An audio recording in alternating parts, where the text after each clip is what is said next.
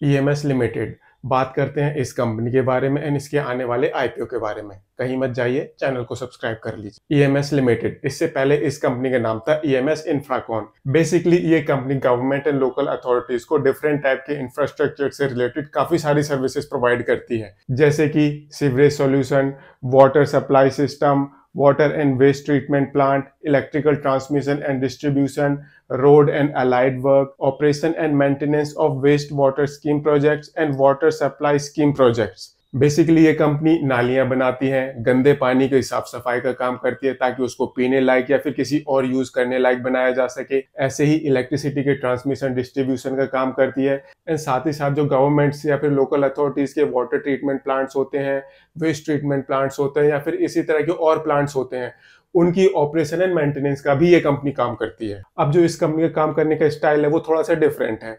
जब भी इस कंपनी के पास कोई काम आता है तो नॉर्मली उस काम को ये कंपनी सब कॉन्ट्रैक्ट कर देती है एंड वो काम ठीक से हो उसके लिए इस कंपनी ने काफी सारे इंजीनियर्स एंड इसी तरह के और प्रोफेशनल्स को अपने पेरोल पर रखा हुआ है एंड ये अपने आप में काफी अच्छी प्रैक्टिस मानी जाती है बिकॉज इससे आपकी काफी हैवी इन्वेस्टमेंट बचती है। एंड इसी वजह से जो इस कंपनी के मेजर क्लाइंट्स हैं या तो वो गवर्नमेंट्स हैं या फिर लोकल अथॉरिटीज हैं एंड इस बिजनेस को काफी अच्छा माना जाता है बिकॉज ये जो बिजनेस है ये असेंशियल सर्विसेज से रिलेटेड है। बेसिकली इस तरह की जो सर्विसेज होती है वो हमेशा चलती रहती हैं, वो बंद नहीं हो सकती ताकि जो ह्यूमन लाइफ होती है वो अफेक्ट ना हो। अब जिस तरह का ये काम है वहां पर एक बहुत बड़ी प्रॉब्लम एग्जिस्ट करती है एंड वो प्रॉब्लम है जो ये गवर्नमेंट्स हैं, जो ये लोकल अथॉरिटीज हैं, वहां से पैसे निकलवाना।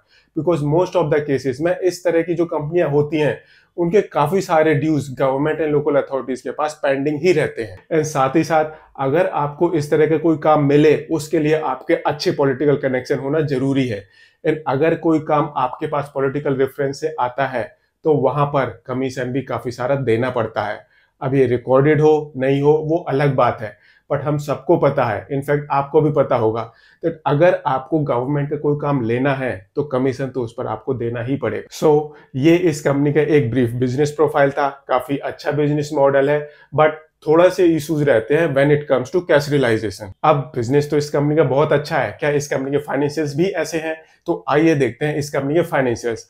अगर हम इस कंपनी की एसेट पोजीशन देखें तो मार्च 2021 में इस कंपनी का जो एसेट बेस था वो था 378 करोड़ रुपीस के आसपास का, जो कि बढ़कर मार्च 2023 में 639 करोड़ रुपीस के आसपास पहुंच गया है।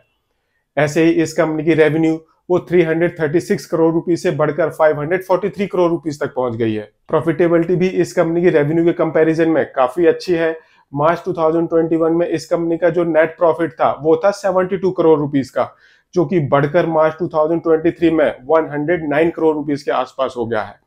बट अगर हम इस कंपनी का ऑपरेटिंग कैश रियलाइजेशन देखते हैं तो जो मार्च 2021 में पॉजिटिव 358 करोड़ रुपीस था वो मार्च 2023 में नेगेटिव हो गया है 254 करोड़ रुपीस का। ये अपने आप में काफी कंसर्निंग पिक्चर प्रेजेंट करता है। ऐसे ही अगर हम इस कंपनी की बोरोइंग्स देखते हैं तो मार्च 2021 एंड 2022 में इस कंपनी की बोरोइंग वो काफी कम थी, वो अंडर 4 करोड़ रुपीस थी, जो कि बढ़कर मार्च 2023 में 45 करोड़ रुपीस तक पहुंच गई है।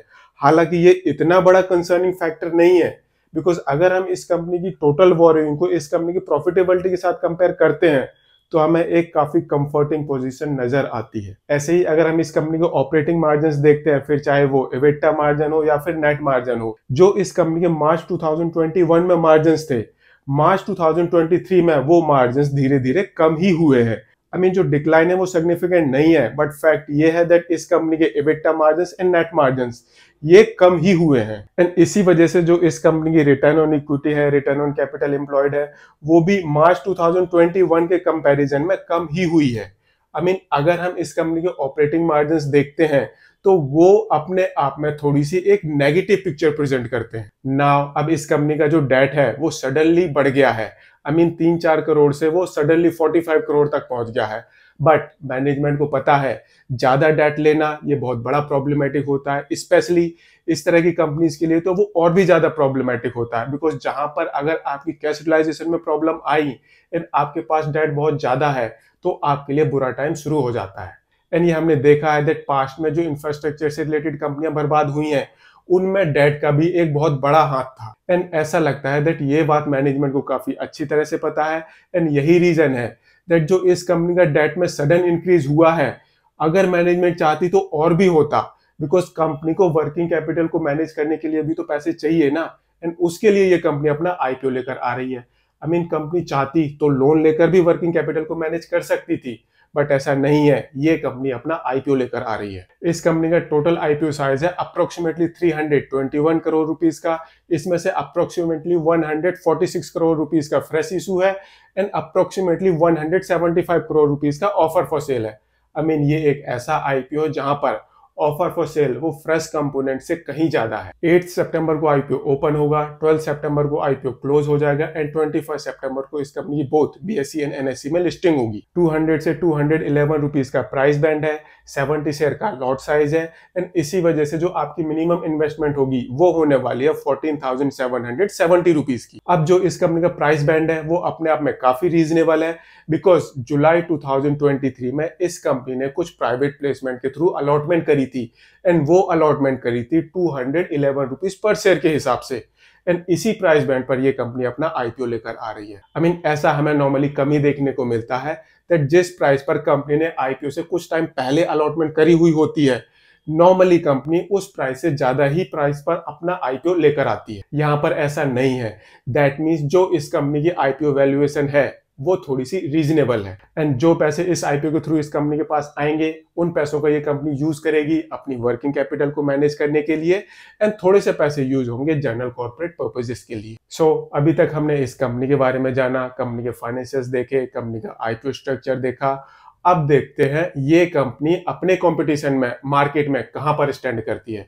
बेसिकली इसी तरह की एक कंपनी मार्केट में ऑलरेडी लिस्टेड है, कंपनी का नाम है वाटेक वबैग एंड ये कंपनी काफी लंबे टाइम से लिस्टेड है एंड अगर हम इस कंपनी को अपनी लिस्टेड कॉम्पिटिटर के साथ कंपेयर करते हैं तो जो इस कंपनी का लिस्टेड कॉम्पिटिटर है वाटेक वबैग, ये कंपनी काफी बड़ी कंपनी है। आई मीन ईएमएस लिमिटेड ये कंपनी जो मार्केट में ऑलरेडी लिस्टेड कंपनी है उससे काफी छोटी कंपनी है, बट अगर हम ईएमएस लिमिटेड के जो अदर पैरामीटर्स हैं, जो इस कंपनी की परफॉर्मेंस एफिशिएंसी है, उसको इस कंपनी के लिस्टेड कॉम्पिटिटर के साथ कंपेयर करते हैं तो वहां पर वाटेक वबैग जो इस कंपनी का लिस्टेड कॉम्पिटिटर है वो इस कंपनी के सामने कहीं भी स्टैंड नहीं करता।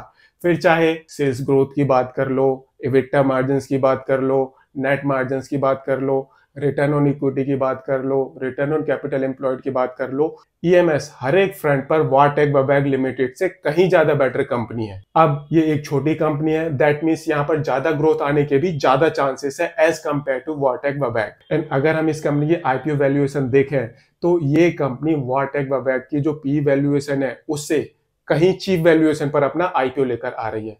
तो आई मीन काफी लंबे टाइम बाद आपको एक ऐसा आईपीओ देखने को मिल रहा है जो कंपनी अपने लिस्टेड कॉम्पिटिटर से काफी अच्छी है, काफी अच्छा परफॉर्म कर रही है, स्टिल वो अपने लिस्टेड कॉम्पिटिटर से सस्ते वैल्यूएशन पर अपना आईपीओ लेकर आ रही है। सो अब क्वेश्चन आता है, क्या आपको इस कंपनी के आईपीओ को सब्सक्राइब करना चाहिए या नहीं?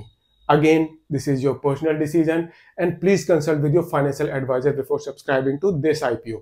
इस वीडियो के बेसिस पर अगर आपने कोई डिसीजन लिया तो हो सकता है आपका भारी नुकसान हो जाए। Don't do that, consult with your financial advisor and do your proper research. But कुछ फैक्टर जरूर कंसीडर करने चाहिए, जैसे कि कैश रियलाइजेशन।